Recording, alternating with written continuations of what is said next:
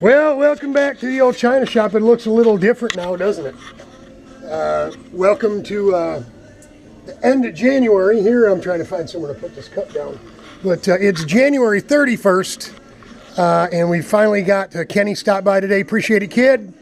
Helped me get my shifter cart up on a vertical stand. Brayden's cart out into the trailer, the old parking lot cart. The Enduro packed away right here. And all the parts that we picked up from the OVKA show out here on a stand, and we're starting to we don't have any nuts and bolts. What I need is if somebody knows of I'll probably go search online, but if you find something, send me a note in the description below or something where I can find a like a metric assortment, I guess is what you call it. It's going to come in a nut and bolt container with different sizes, M6, M8, nuts, washers, all that kind of stuff.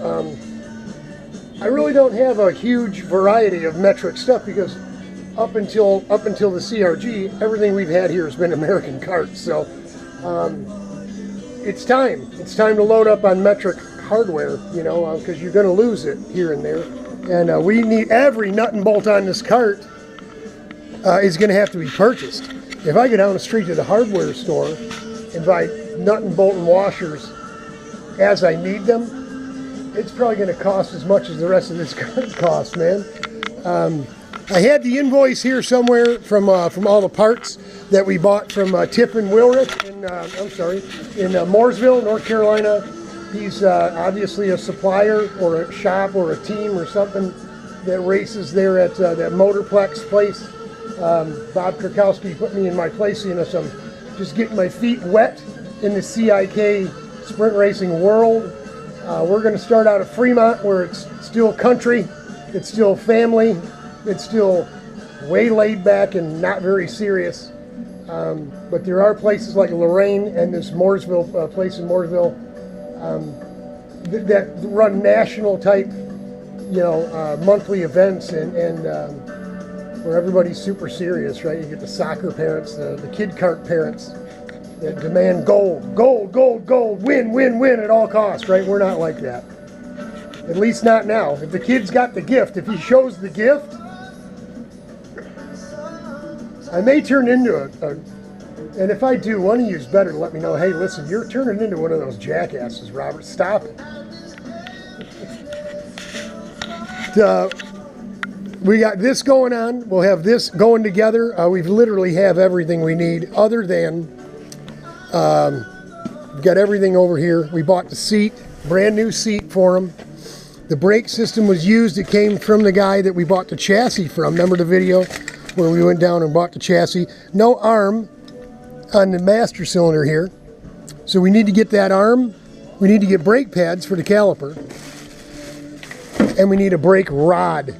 Other than that, we have everything we need. This is the rear bumper kit, the complete kit.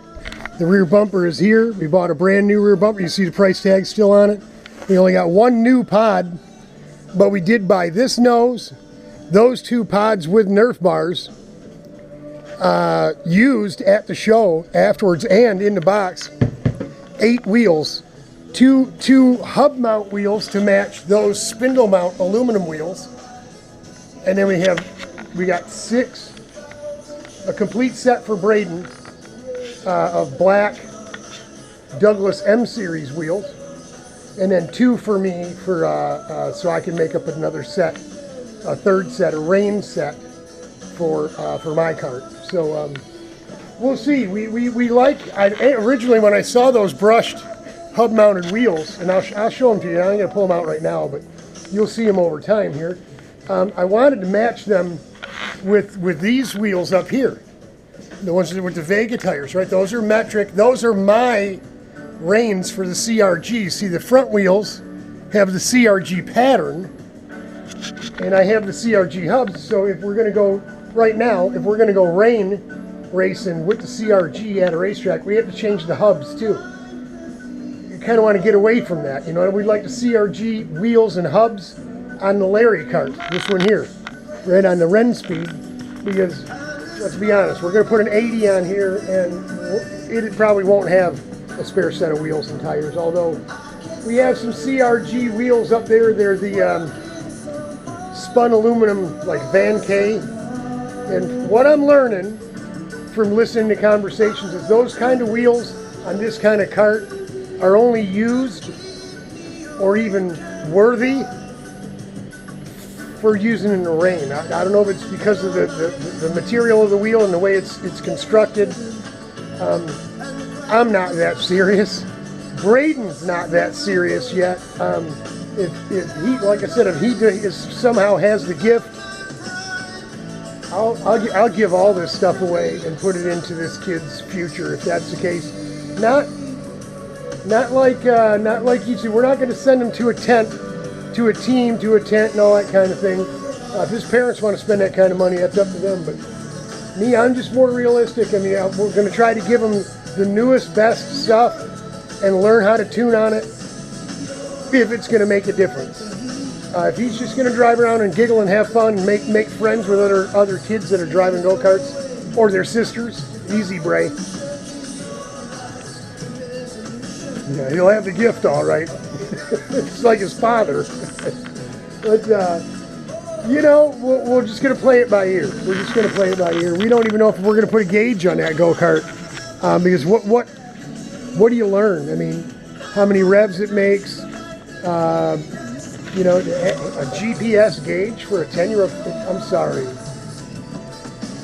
If you're club racing, you don't even need a gauge. I'm sorry. You just don't. You can time them with a stopwatch. You know, and revs, what it's doing, you're going to listen to it. If it's not hitting the rev limiter, then you need to add more teeth. Right? So it doesn't need to be that technical and that serious right off the bat. But we're going to go ahead and cut these off as we're working on that there. And metal finish that, Ace. We'll go ahead and metal finish. The only other question we have with the chassis is this here. I think we're going to end up using Paul Martin master cylinders, so we should probably go ahead and drill this out. If not, we'll have to cut it off and make a new one for a Paul Martin bolt pattern. We did remove the springs from all we rebuilt the calipers for this cart. And remove the springs to make it a fully adjustable system like we did with the GP6 cart we bought that we made into a little super cart and sold to our old neighbor. It works out great. It's actually the exact same caliper as this. The GP6 is a spin-off of the CRG, which is just like this one here, and the SSC, the Renspeed and the SSC are also spin-offs. They have the exact same caliper body, except this one has a machined logo that says Renspeed, and the other one said GP. So same thing. We got some stripper we bought a while back that we're going to try to strip all this crap out of here, because there's obviously down in these cracks and crevices down here, you get a lot of, especially on this side, a lot of grease, chain oil, stuff like that. We want to get as much of that grunkus out of there as we possibly can before we think about priming and painting or sending it out for powder coat or whatever we're going to do. But we got to get all the cutting, grinding, and drilling done, clean up as much of this crap as we can, because if we take it powder coating, they're going to piss and moan about the condition of the surface and use it as a crutch or an excuse to do a shitty job.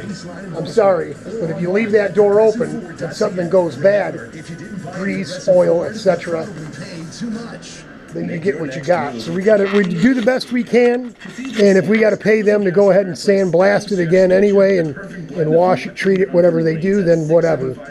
Don't want to spend too darn much money on this thing. This is just going to be a toy. We're going to put the 80cc shifter on it.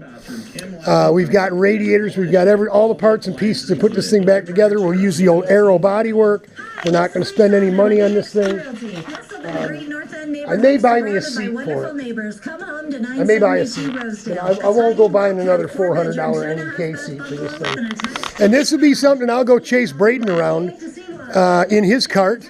on practice days. Spoke again. The best thing about the OVKA trip was meeting Steve Smith, who owns Fremont, and talking to him about, during the season they have practice on Wednesdays and Saturdays, and they race on Sundays. Now, I'm told Saturday practice isn't like a road race. It's not like Friday practice at a road race event, right, where it's pretty busy, and there's most of the people that are there racing Saturday and Sunday are there to practice on Friday.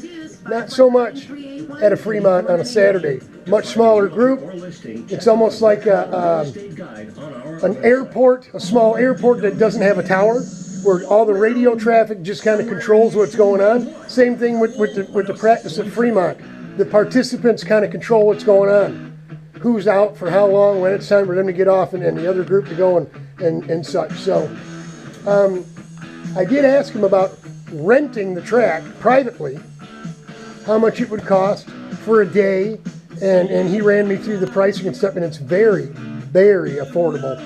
So for a couple $100, me, Rich, Brayden, John Brasher, Alan Brasher, John DeBatz, Bobby Kurkowski with his kart, you could get 8 to 10 guys for under a couple $100 and have the whole track to yourself, for to hold it closed, lock the gate behind you, and you and your buddies just turning laps, having a good time. Anytime during the week, especially if the kid's out of school for the summer, weekdays will be open. His parents will probably be happy for, to get rid of him for an hour and not worry about paying a sitter or somebody from the neighborhood or whatever. But, so we're looking at doing that. I know it's the 31st, and today's supposed to be the last day of collecting money for the Gingerman thing in the spring. I'm not gonna take a guess right now, but because money has been coming in pretty regular, but I don't think we made the cut. I really don't. I think there's a good amount of dough that came in, but it's not enough to put me in a window. Don't hold me to it, because you never know. Might pull up with a big mail truck out there at the mailbox. You never know. Anything can happen. But right now, I'm 50-50. I'm probably leaning more toward it probably not happening. But we'll see. If it does, it's bliss, because then I get to run my sprint shifter kart. Not really so much wound up about the laydown kart until we get to another bigger track again. But we've got plenty to do. And along with this, we want to take all of this, remove all of this from the area, and put this stuff on the wall in here and build us our T-shaped bench, put our cabinets up, get all of our stuff that goes back into the trailer, right? Our gauges, our measuring instruments, all that stuff up in the cabinets on the wall here, so anything that's in here, when it's time to go to the track, gets loaded into the trailer. When we get back, it gets loaded back up into here. Cordless impacts and drills and stuff like, right? You follow me? There's going to be a pattern to this kind of thing. Even going to the sprint track, if we don't take the trailer and we're just going for the day, we'll put the cart in the back of the truck, and you still got to have a toolbox that's manipulated. We can manipulate it, we can move it around without killing our backs, right? Because we're still got to drive the kid back home. So I know a lot going on and nothing going on all at the same time. But we got to get this bench and the cabinets here and the cabinets up there. I've got underneath the bench, I've got 2 or 3 cabinets that got to go up in here yet as well. A place for everything, find a place for all this crap, right? And get our garage in shape after it'll be the 3rd spring. Right, this is the 3rd winter we've spent here. So it's 2 years. We're heading into our 3rd winter. I'm way behind. Sherry's got her fake place fixed up back there.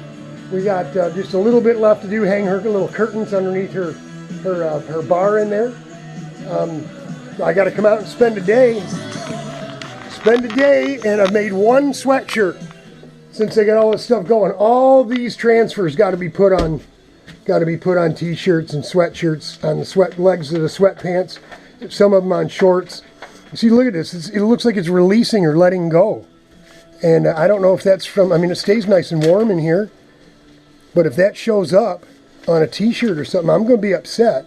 Because this stuff, some of this stuff, like this RPM stuff, this is from last spring. This stuff has been around for quite a while. You look at the vortex. The blue isn't blue. I mean, I'm hoping once you peel this thing off that it's just air bubbles or something in there. But all these things got to get on something. We set the table up so we can go ahead and move it over, drop the t-shirt down, press that bad boy in place, take it out, let it cool off, go to the next one, peel it, or whatever.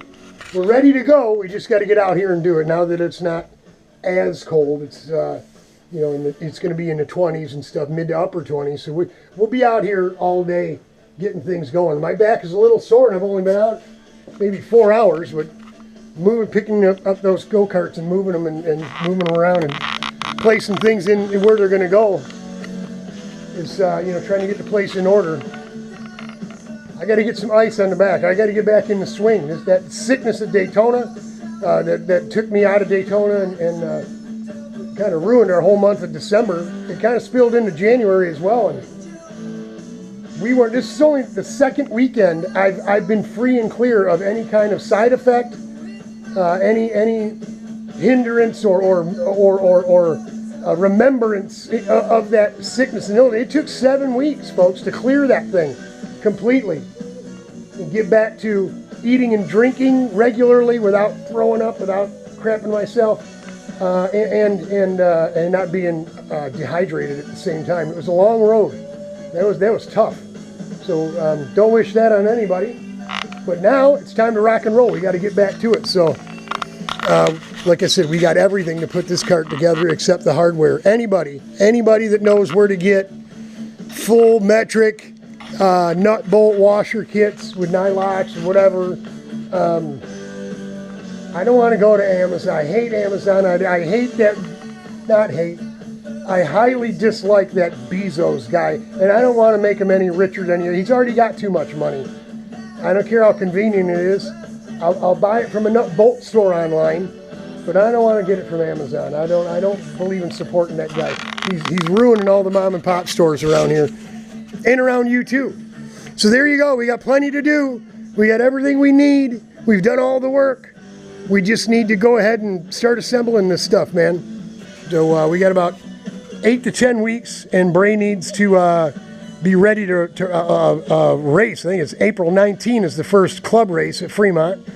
April 11 we'll probably take the parking lot beater cart, the DR, down so he can do the driver. They call it driving class or whatever it is, where they kind of